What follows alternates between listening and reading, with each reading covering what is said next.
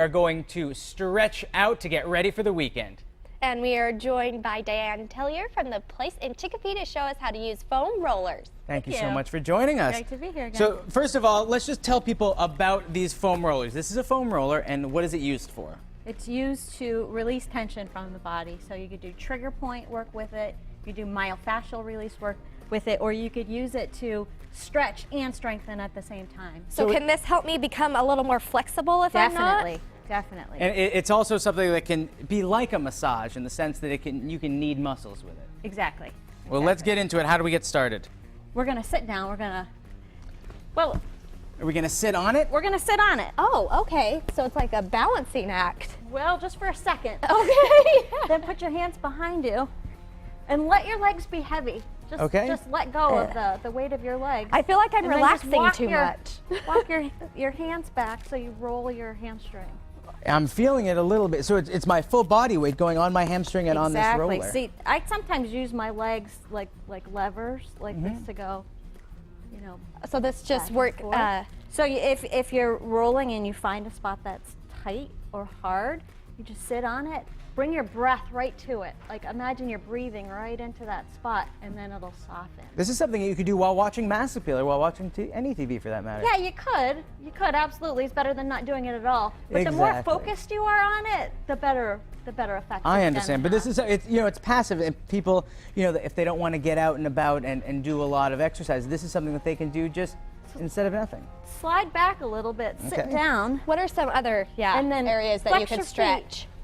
Bring your heels down and up. So you do it repeatedly. Right. Come a little bit farther so it's on your hamstring, the belly of the muscle. I just cheated. I moved then you're the stretching this and strengthening that at the same time. I'm feeling now. Are there any places in the body where one shouldn't foam roll, or people who shouldn't foam roll?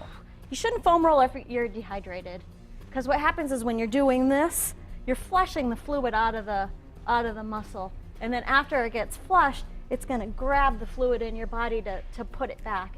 And if it's not there, it's going to bring it from places that you don't want it to take from. What's another exercise we can do with these?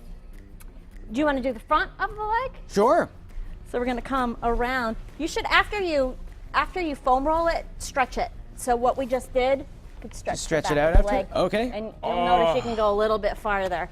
I'm tense. Start with it right in the hip crease like that.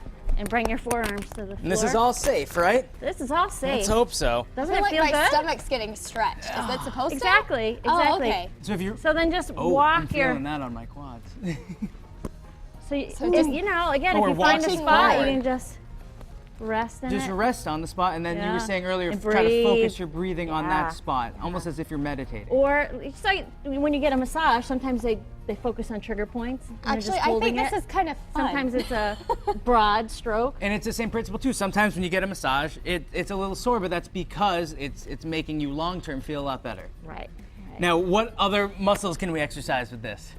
All of them. All right. The only thing that I haven't figured out yet is the top of the shoulders. Well, and you need to be careful around the head and the neck area too. Maybe talk to a licensed professional first before you start going this crazy. way. All right. Oh, so we're back sitting on it. Put your hands behind you.